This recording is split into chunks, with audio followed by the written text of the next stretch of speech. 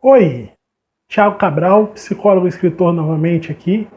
E hoje, como é domingo, eu tenho mais tempo para gravar, eu vou falar para vocês um tema um pouco mais longo, que é a relação entre a psicologia, mais especificamente a psicanálise, e o Westworld, aquele seriado de ficção científica que estreou há pouco tempo aí, né? Mais especificamente no final aí de 2016. Nós vamos estar falando um pouco sobre algumas referências que eu peguei da psicologia neste seriado que é fantástico, né? Então, como eu disse, né, no começo, o Westworld é um seriado de ficção científica, né? Ele conta basicamente a história de um parque, né?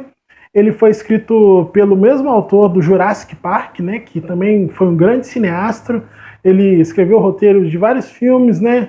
Inclusive um filme chamado Westworld, no qual a série é baseada. Mas isso é uma coisa que todo mundo que assistiu a série e procurou 2 minutinhos aí de Google depois de ter assistido já sabe. Então eu preciso falar um pouco sobre psicanálise. O que é a psicanálise? A psicanálise é um método terapêutico que foi inventado pelo Sigmund Freud. Todo mundo costuma associar a psicologia ao Freud. E não está completamente errado, porque o Freud ele inventou a base do que a gente conhece por clínica psicológica hoje em dia. O Freud ele era um médico e ele trabalhava com um neurologista, se não me engano, chamado Breuer. Né? Eles são austríacos, eu não vou me ater muito à pronúncia, não. Mas o que acontece? Na carreira do Freud, ele, logo no começo, né, da carreira dele, ele foi descobrindo que existiam problemas que não tinham explicação fisiológica, né, que ele chamava de histeria, que eram, às vezes, acontecia muito com mulheres. As mulheres travavam partes do corpo, tinham vários sintomas, enfim, que não tinham explicação médica, não tinham explicação fisiológica. E o Freud, ele no começo, ele passou a usar uma técnica que era a hipnose. E através da hipnose ele conseguia chegar na origem daquele trauma, na origem de um trauma, né? Na verdade, ele descobriu que esses comportamentos, né, essas doenças que não tinham sintoma fisiológico, elas tinham uma origem em um trauma. E ele descobriu que através da hipnose ele conseguia chegar na origem, descobrir a história daquele trauma, conseguia descobrir a história daquele sintoma. Seja a mulher que estava lá, no caso, com o braço travado, ou que tinha desmaio sem explicação. Ele hipnotizava essas mulheres e, através dessa hipnose, ele conseguia com que elas contassem para ele o que era esse evento traumático. Ele conseguia que elas contassem a história desse trauma que causou esse sintoma nelas aí, seja qual for. Só que ele descobriu também que depois que a pessoa voltava do transe hipnótico, né, depois que a pessoa voltava da hipnose, ela interessava, ela não lembrava o que tinha acontecido para ela ficar daquele jeito, ela não lembrava a história daquele trauma, e não adiantava você contar para ela o que tinha acontecido, que o sintoma não desaparecia. Então, o Freud e o Breuer, eles descobriram lá que a hipnose não funcionava para você tratar esse tipo de problema. Porque a pessoa ela tinha que chegar à conclusão de que foi aquele evento traumático que causou essa doença que não tinha explicação, por si mesma. Ela é que tinha que chegar à conclusão e falar assim, então quer dizer que foi por isso que eu fiquei desse jeito, por isso que eu desenvolvi esse sintoma. E o porquê que o Freud chegou a essa conclusão que a pessoa que tinha que fazer esse caminho? Porque essa pessoa precisava fazer dentro da cabeça dela uma associação entre esse evento traumático e o sintoma que ela estava tendo. Por isso que a técnica da psicanálise ela é chamada de associação livre. Porque através do diálogo, através da conversa entre o terapeuta e o paciente, é que a pessoa vai construindo essa história entre o sintoma e o evento traumático. Então, o que significa isso? Né? O Freud, ele chegou a essas conclusões. Primeiro, ele entrevistou muita gente, ele atendeu muita gente, e ele era muito preciso na hora de registrar os atendimentos dele. E por isso o Freud acabou escrevendo aí 23 livros, porque um dos livros é só de índice. E ele escreveu muitos livros porque ele registrava muito a prática dele. Só que aí você tem um problema dentro da psicanálise, né, quando a gente fala de psicologia, né? O psicanalista e o psicólogo são duas coisas diferentes. A psicologia ela bebe muito da psicanálise. Você tem faculdade aí que 70% da faculdade é psicanálise, mas não necessariamente você precisa ser um psicólogo para praticar a psicanálise. Você pode ser só analista, você vai lá, faz um curso de psicanálise e você pode ser analista. Agora, a psicologia e a psicanálise são práticas diferentes. Você tem psicólogo que bebe da água da psicanálise, que ele se baseia, ele se orienta pela psicanálise, mas ele não é psicanalista. Porque a psicologia tem o próprio código de ética, ela tem um monte de normas aí que o psicólogo tem que obedecer. O psicólogo, então, ele pode estar usando algumas técnicas da psicanálise para dentro do seu atendimento. Mas se ele quiser dizer que ele é psicanalista, ele não pode se apresentar como psicólogo. Mas a gente não vai entrar nessa história aqui agora, porque a gente está querendo falar de Westworld. O que essa loucura toda que eu acabei de explicar aqui, né, de psicanálise, deu uma aulinha rápida aqui de psicanálise, tem a ver com Westworld. Westworld para quem já assistiu a série, quem não assistiu, recomendo que assista. Eu vou falar de alguns spoilers aqui.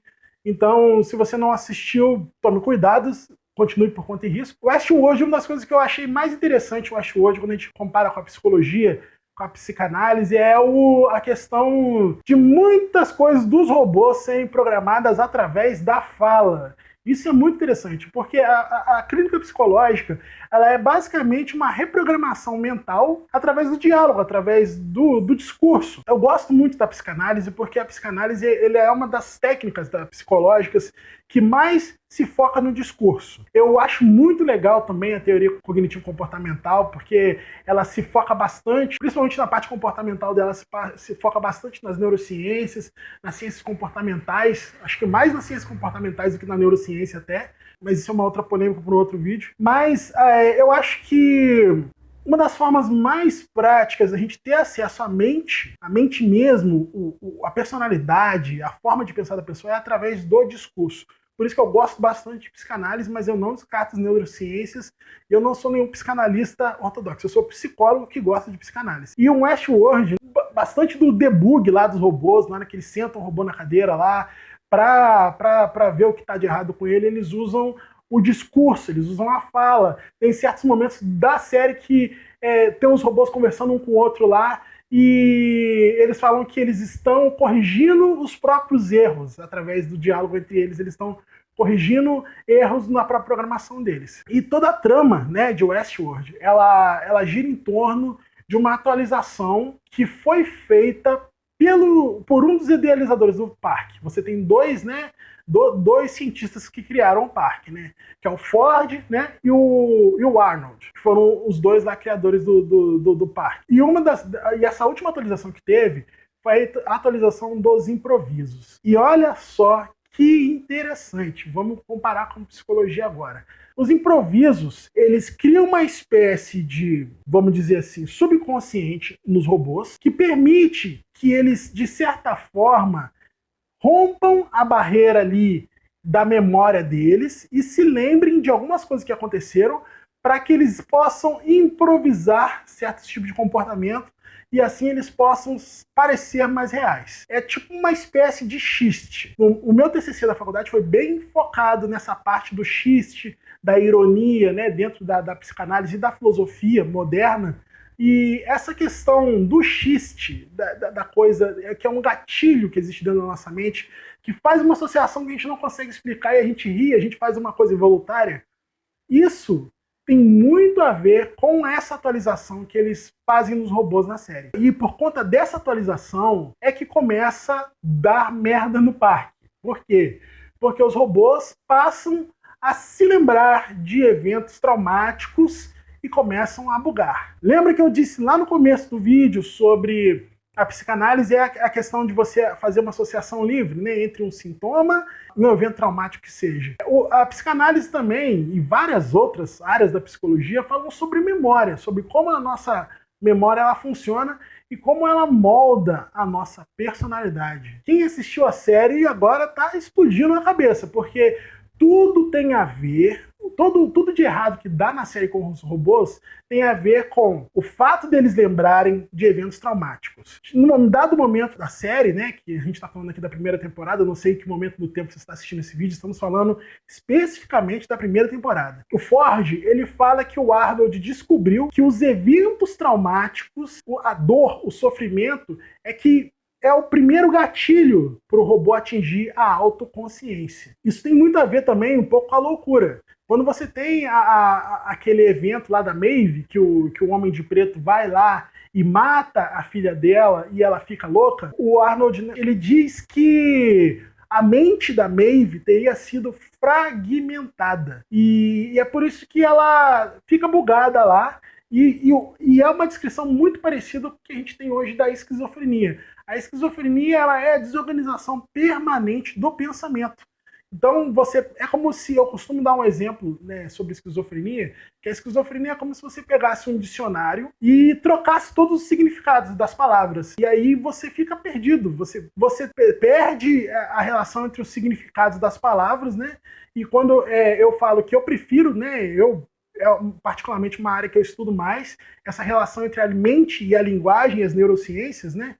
Que quando você perde o significado das coisas, você perde aquela memória afetiva que está vinculada com aquele signo ou símbolo, isso é que é a esquizofrenia. Você perde a referência mental da organização do pensamento, você fica louco. Só que no Westworld, o que acontece é o contrário. A autoconsciência ela só é atingida através de um evento traumático, porque ela fragmenta a mente do host e permite que ela se reorganize de uma forma completamente única. Porque no parque, os robôs, eles podiam... No caso, robô não, porque, né, segundo, né, quem manja de ficção científica sabe que, na verdade, eles são androides. Enfim, os androides, eles serviam para desempenhar vários papéis diferentes no parque. Um dia ele podia ser um mocinho, no outro dia ele podia ser um bandido. Mas ele tinha a memória dele apagada e depois que ele tinha a memória dele apagada, ele se tornava outra pessoa, né? Era o mesmo corpo, mesma estrutura física, mas era outro personagem. Pensava, falava de uma forma diferente.